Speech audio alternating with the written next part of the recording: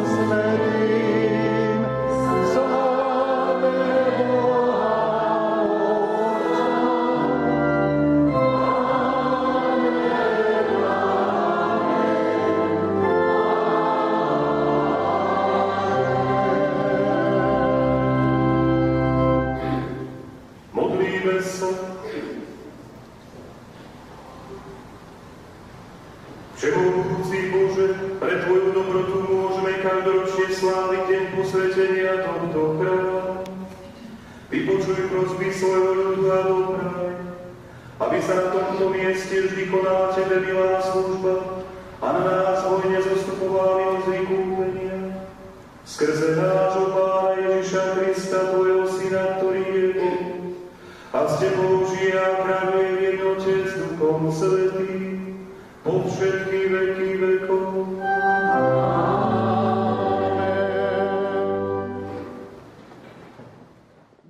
Z knihy proroka Izaiáša.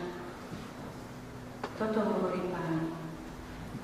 Zachovajte právo, konajte spravodlivo, lebo je blízko moja spása. Už príde. Aj moja spravodlivosť už sa zjaví. A cudzincov, čo sa vinú k Pánovi, čo si ho ctia, čo milujú jeho meno a čo mu slúžia, všetkých, čo zachovávajú sobotu bez zmeškania, znesvetenia a pridržajú sa mojej zmluvy, privediem na svoj svätý vrch a naplním ich radosťou v mojom dome modlitby. Ich žertvy a ich obety mi budú potešením na mojom oltári. Veď môj dom sa bude volať domom modlitby pre všetky národy. Počuli sme Božie slovo. Bohu ďaká.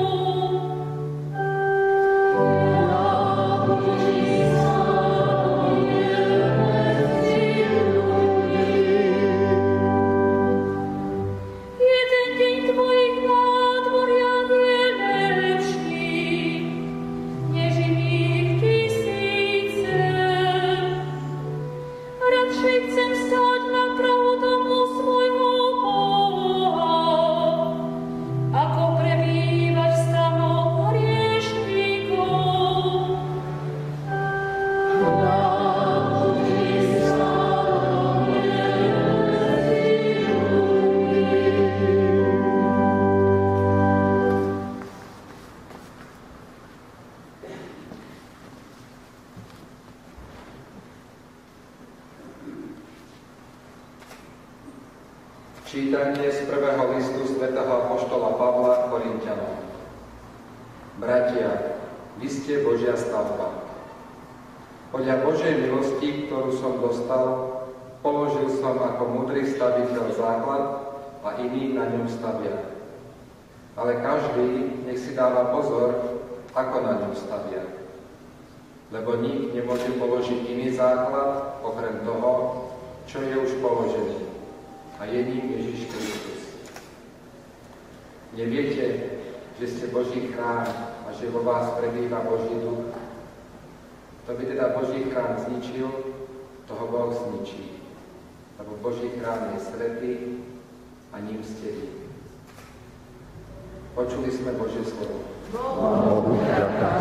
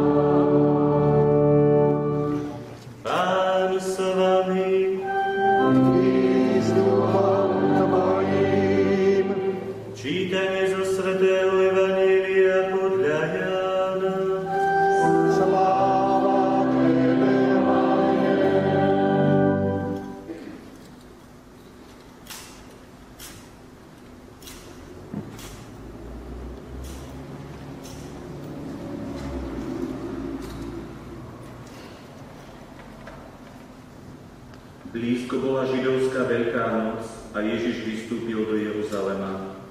V chráme našiel predavačov dobytka, oviec a holubov i peňazomencov, čo tam sedeli. Urobil si s povrázkou bič a všetkých vyhnal z chrámu, aj ovce a dobytok. Peňazomencom rozhádzal peniaze a poprevracal stoly a predavačom holubov povedal: Odneste to odtiaľto, nerobte z domu môjho otca tržnicu. Jeho učeníci si spomenuli, že je napísané: Strávi ma horlivosť za tvoj dom. Židia sa ho opýtali: Aké znamenie nám ukážeš, že môžeš toto robiť? Ježiš im odpovedal: Zborte tento chrám a za 3 dní ho postavím. Židia povedali: 46 rokov stavali tento chrám a ty ho postavíš za 3 dní. Ale on hovoril o chráme svojho tela. Keď potom stal z mŕtvych, jeho učeníci si spomenuli, že toto hovoril a uverili písmu i slovu, ktoré povedal Ježiš. Počuli sme slovo Pánovo.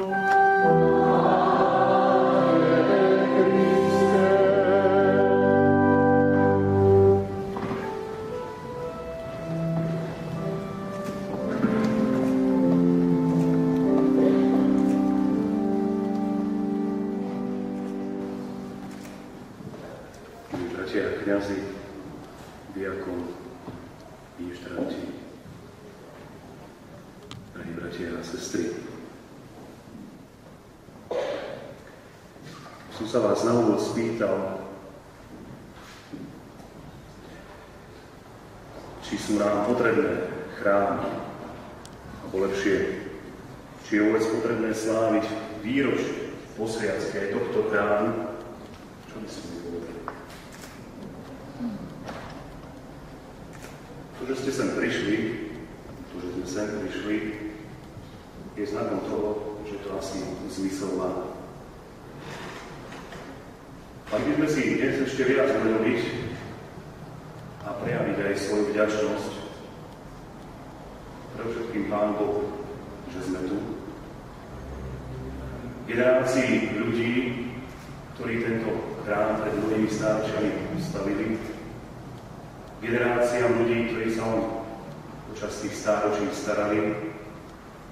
A tak si prejaviť aj vďačnosť súčasným ľuďom, ktorí sa snažia starať o tento chrám.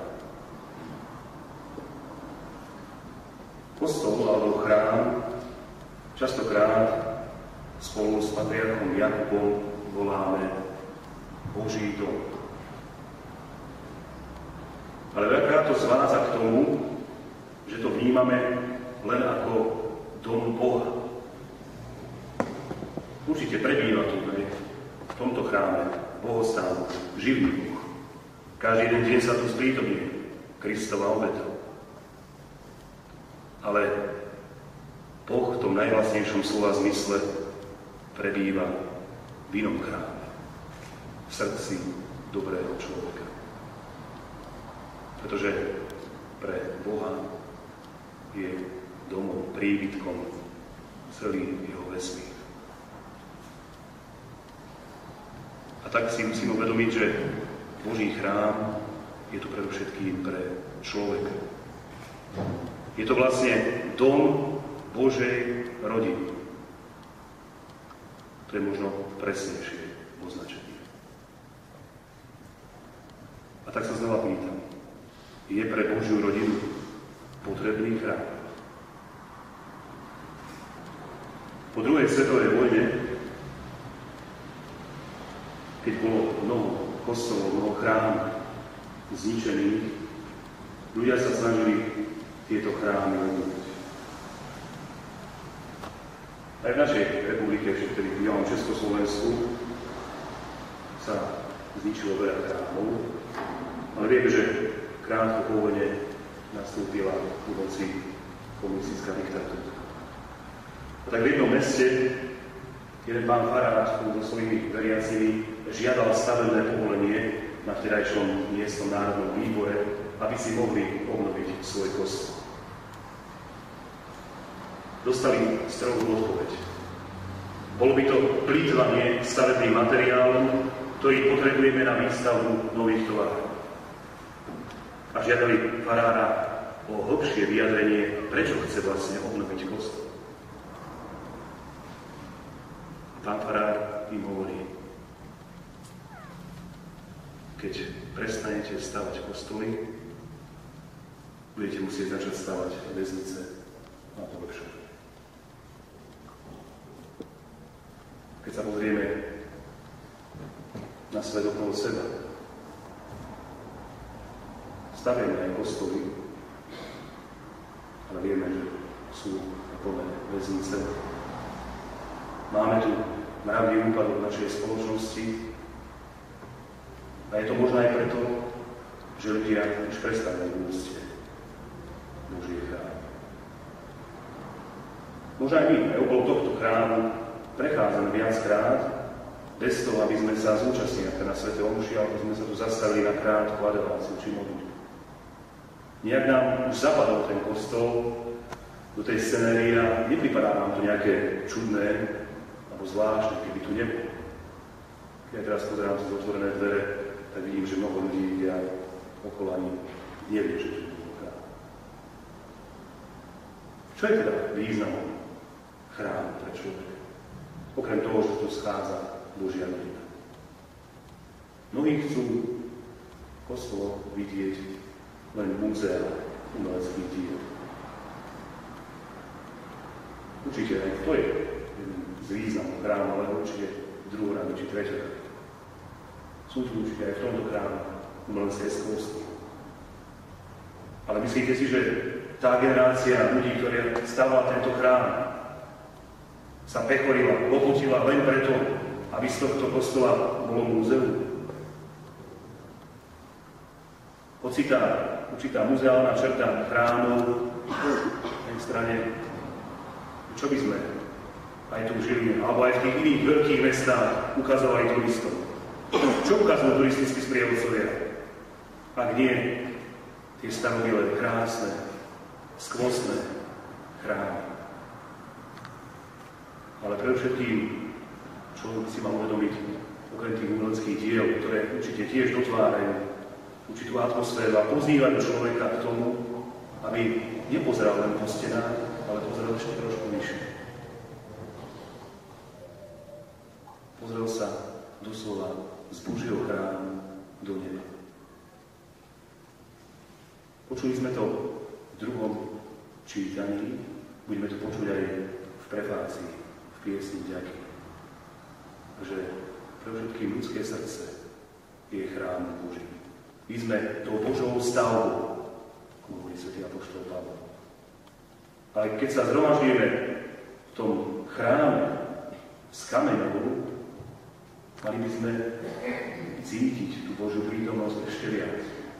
Možno tam by malo prísť tomu prepojeniu toho chrámu srdca a toho posveteného chrámu. Vyňatého z toho profánneho sveta pre Boží kult.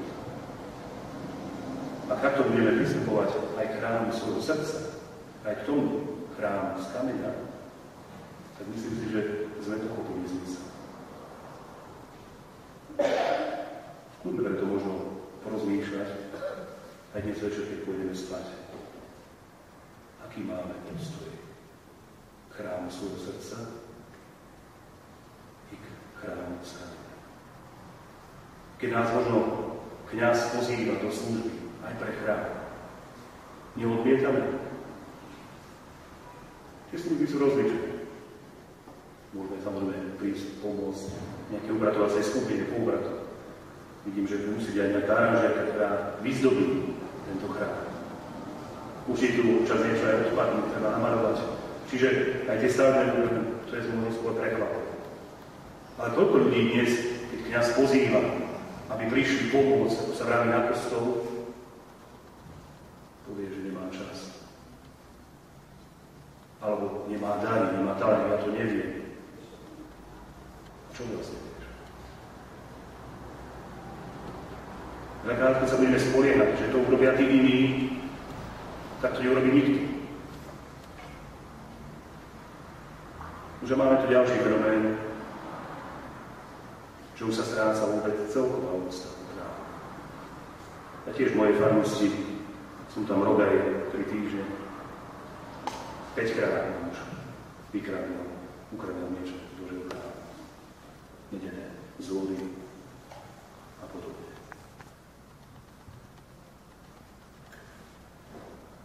Ten, kto by zničil chrám Boží,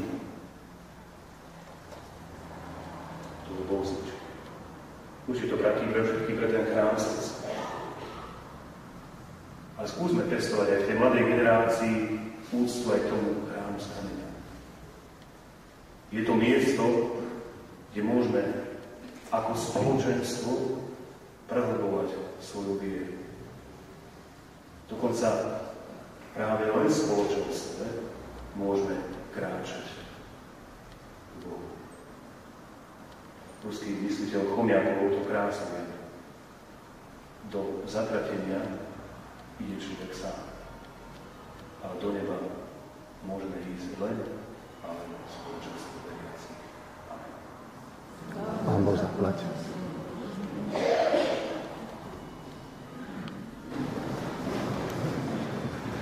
Verím Boha, Otca všemohúceho, stvoriteľa neba i zeme, i Ježiša Krista, jeho jediného Syna, nášho Pána, ktorý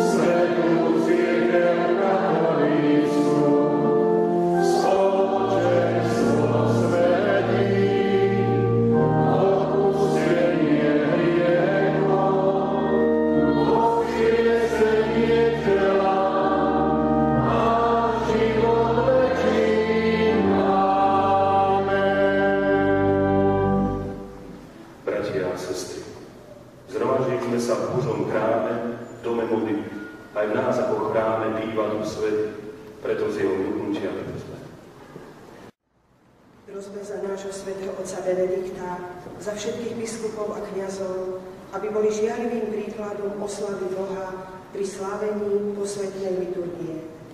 Prosíme ťa, vyslíš nás. Prosme za tých, ktorí spravujú štáty, aby stavbu ľudskej spoločnosti budovali na základoch Božej spravodlivosti a pokoja. Prosíme ťa, vyslíš nás. Prosme za všetkých, ktorí sa starajú o zveľaďovanie a poriadok v chráme, aby svojou službou pomáhali vzbudzovať vo veriacich vnútorný pokoj a duchovné povzbudenie. Prosíme ťa, vyslíš nás. Všemohúci Bože, otcovský vypočuj naše prosby, ktoré Ti v tomto chráme prednášame. Nauč nás milovať krásu Tvojho domu a v sebe budovať Tvoj svätý príbyt. Skrze Krista, nášho Pána. Amen.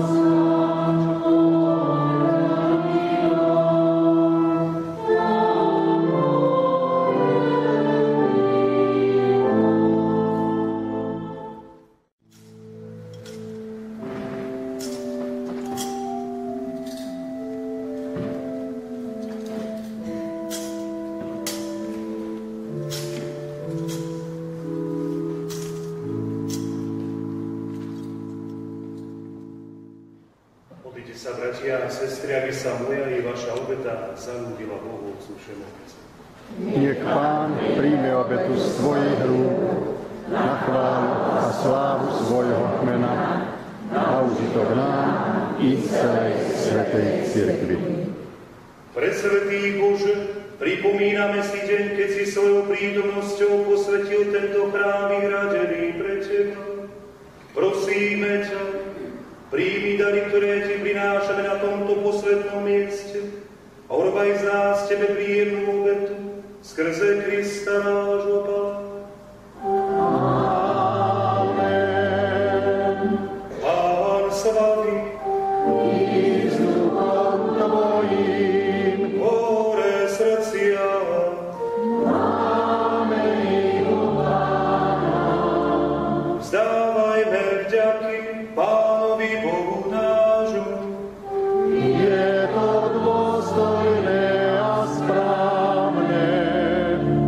Je naozaj dôstojné a správne, dobré a spásonosné vzdávať vďaky vždy a všade Tebe, Pane, Svätý Otče všemohúci a večný Bože, skrze nášho Pána Ježíša Krista.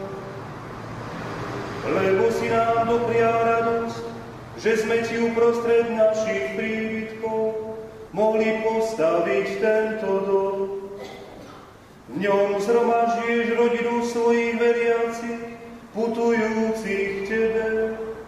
Zahraňuješ nás svojou priazňou a sviatostnými znakmi svojej milosti.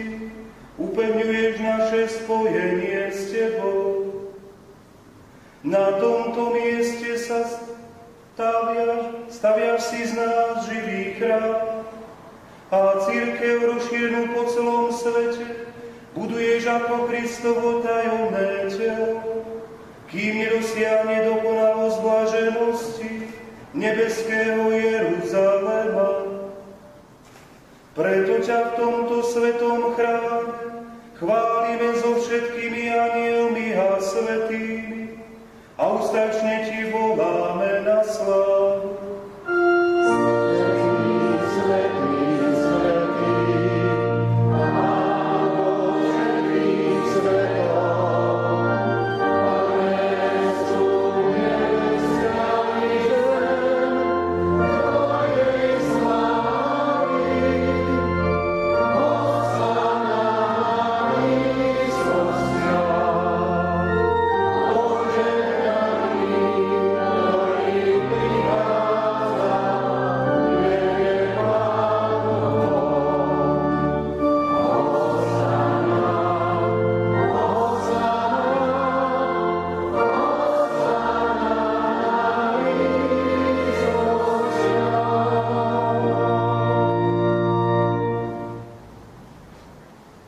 Teba teda, najláskavejší Otče, pokorne vzývame a prosíme skrze Ježiša Krista, Tvojho Syna a nášho Pána, láskavo príjmi a požehnaj tieto dary, túto svätú a nepoškvrnenú obetu.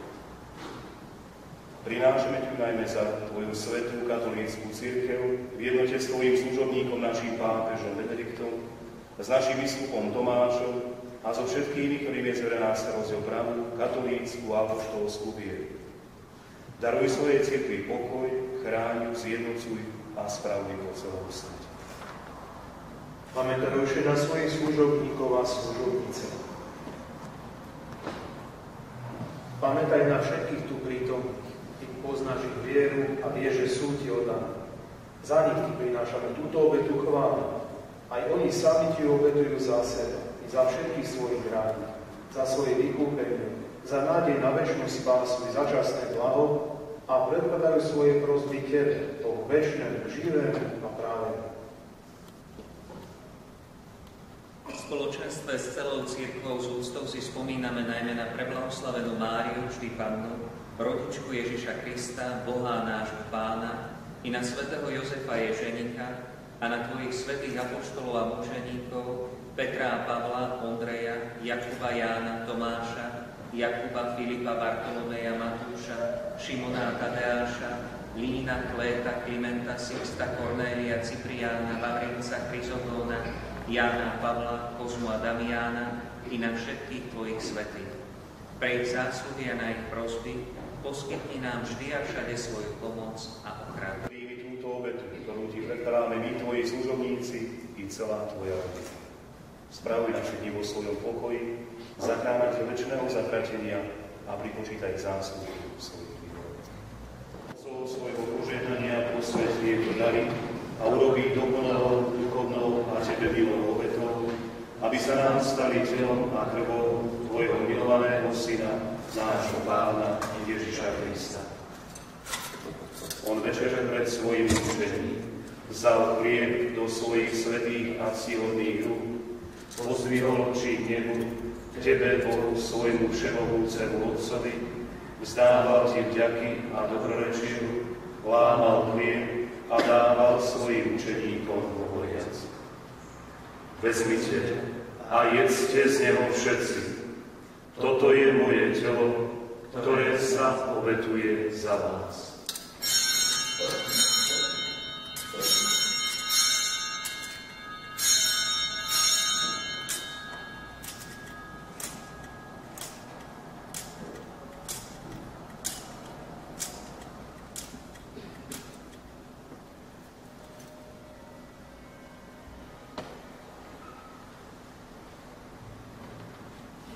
Podobne po večeri vzal do svojich svätých a ctihodných rúk tento preslávny kalich, znova ti vzdával vďaky, dobrorečil a dal ho svojim učeníkom hovoriac.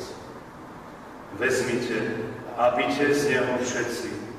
Toto je kalich mojej krvi, ktorá sa vylieva za vás i za všetkých na odpustenie hriechov. Je to krv novej a večnej zmluvy. Toto robte na moju pamiatku.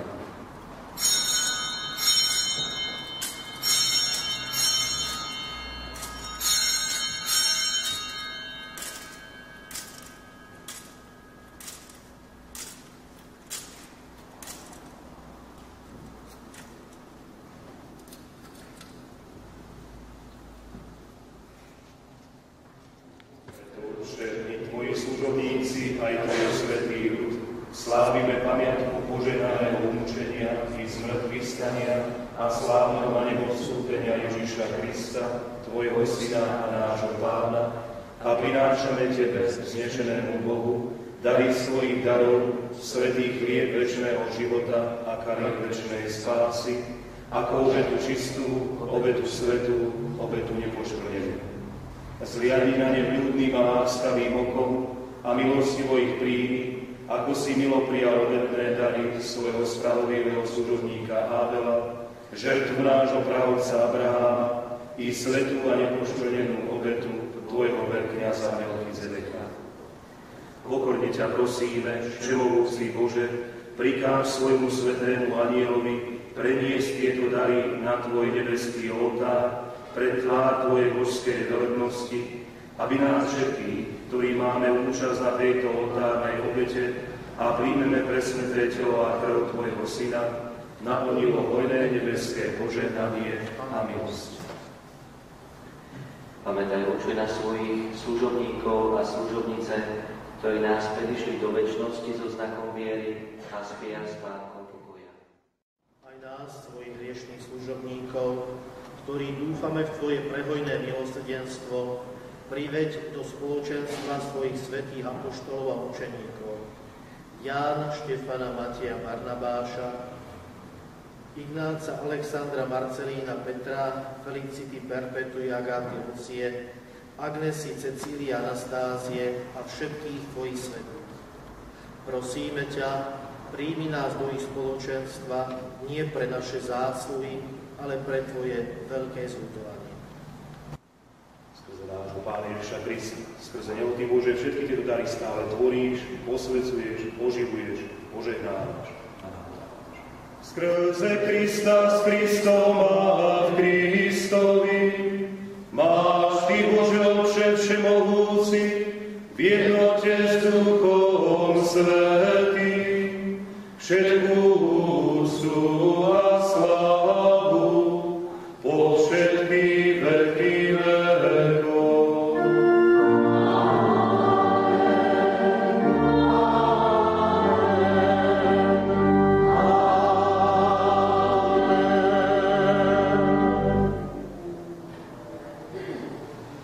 Na príkaz nášho Spasiteľa a podľa jeho božského učenia osmeľujeme sa povedať.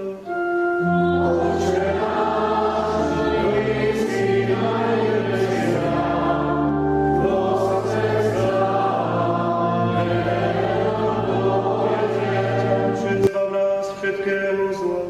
Udel svoj pokoj naším dňom a príď nám milosrdne na pomoc, aby sme boli vždy uchránení pred hriechom a pred každým nepokojom, kým očakávame splnenie blaženej nádeje a príchod nášho Spasiteľa Ježiša Krista. Lebo Tvoje je kráľovstvo a moc i sláva na veky. Pane Ježišu Kriste, Ty si povedal svojim apoštolom, pokoj vám zanechávam, svoj pokoj vám dávam. Nehľaď na naše hriechy, ale na vieru svojej cirkvi. A podľa svojej vôle milosťou daruj pokoj a jednotu, lebo Ty žiješ a kráľuješ na veky vekov. Amen. Pokoj Pánov nech je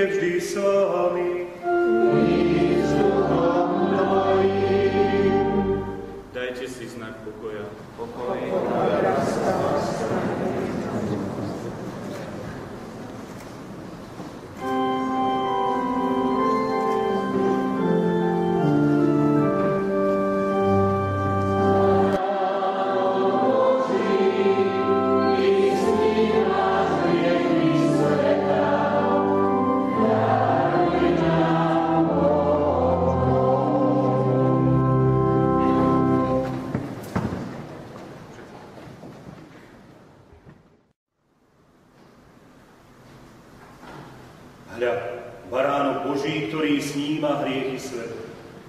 Blažení tí, čo sú pozvaní na hostinu barána. Pane, nie som dobrý, aby si posiel do smrti, ale na slovo a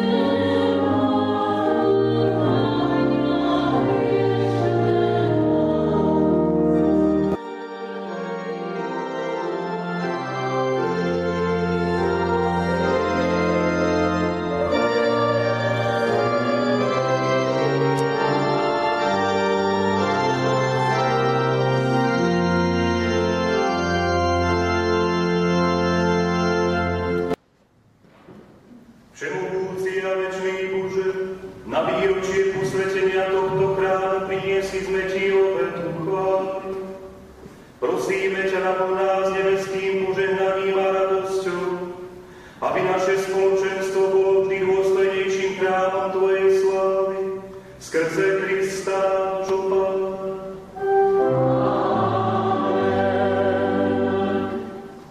Na záver dnešnej slávnosti dovoľte, aby som poďakoval trojedinému Bohu za to, že povolal v 18. storočí do Žiliny bratov Františkánov, ktorým dobrí ľudia práve v blízkosti hradieb mesta pomohli postaviť kláštor a tento kostol a mohli tu pôsobiť do barbarskej noci, kedy zároveň boli deportovaní a vyvezení von z kláštora. A potom tento chrám občasne spravovali aj jednotlivo bratia Františkáni a potom neskôr prebral správu aj rímskokatolická farnosť Žilina mesto. A preto aj z tohto miesta mi dovoľte, aby som poďakoval aj Bohu za to, že tento chrám správoval posledný pán Michalička, ktorého si veľmi dobre pamätáte a ktorý sa s vami modlieval. Potom to bol monsignor Ladislav Stromček, Martin Štofko, ktorí takisto boli pozvaní, ale pre povinnosti sa nemohli zúčastniť tejto slávnosti. Potom neskôr si pamätáte aj Zdenka, ktorý sa spolu s vami tu stretával a vysluhoval sviatosti spolu s otcom Petrom, ktorý je už teraz vašim farárom. A zároveň aj so Stanislavom, ktorý bol v Žiline dekanom, a teraz Richard, ktorý prebral túto službu. Zároveň dovol, aby som Ti poďakoval za to, že si dnes predsedal slávnosti a zároveň si nás povzbudil, že máme byť v dnešnom svete živými chrámami pre tento svet. A takisto aj si poďakoval už tým, ktorí sa starajú o tento chrám a prispeli a starajú sa o to, aby tento chrám bol živý, aby nebol len múzeum. Preto zároveň chcem vám aj všetkým poďakovať, ktorí hráte, spievate, ktorí sa modlíte, ktorí ticho trpíte, ktorí prichádzate, aby ste tu naše dávali silu. Upratujete kostolníkom, tí, ktorí naozaj žijete plachty, rúcha, ktorí zaodievate tento chrám do tej krásy, ktorá je obrazom toho, čo nosíme v svojom srdci. Koho nosíme vo svojom srdci? A to je živý Boh. Preto vám všetkým ešte raz ďakujem a som veľmi rád, že sme spoločne, spolu so svojimi aj spolubratmi mohli prežiť spolu s vami tento nádherný deň, ktorý sme prvýkrát mohli si pripomenúť takto verejne 27. júla. Pán Boh zaplať.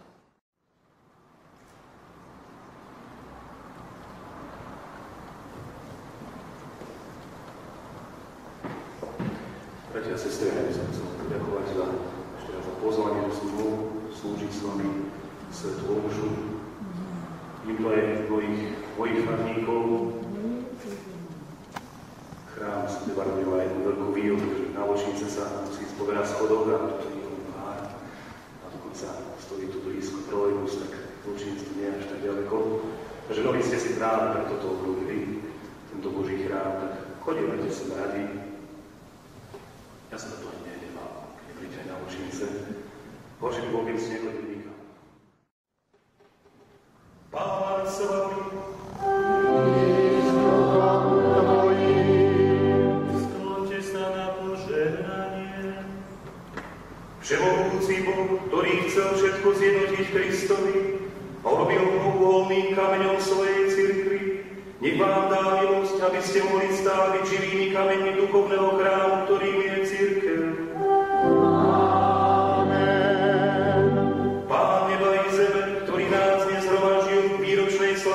Posviacky tohto chrámu, nech vás zahnie hojným požehnaním. Amen. Nech Duch Svätý očistí vaše srdcia a nech prebýva vo vás, ako vo svojom chráme, aby ste raz mohli so všetkými svätými bývať v nebeskom Jeruzaleme. Amen. Nech vás žehná všemohúci Boh, Otec i Syn, i Duch Svätý. Je krátky koncert, takže ak by ste chceli ešte zostať a ešte v takému príjemnej atmosfére prežiť túto slávnosť, nech sa páči, budeme veľmi radi. Iďte v mene Božom.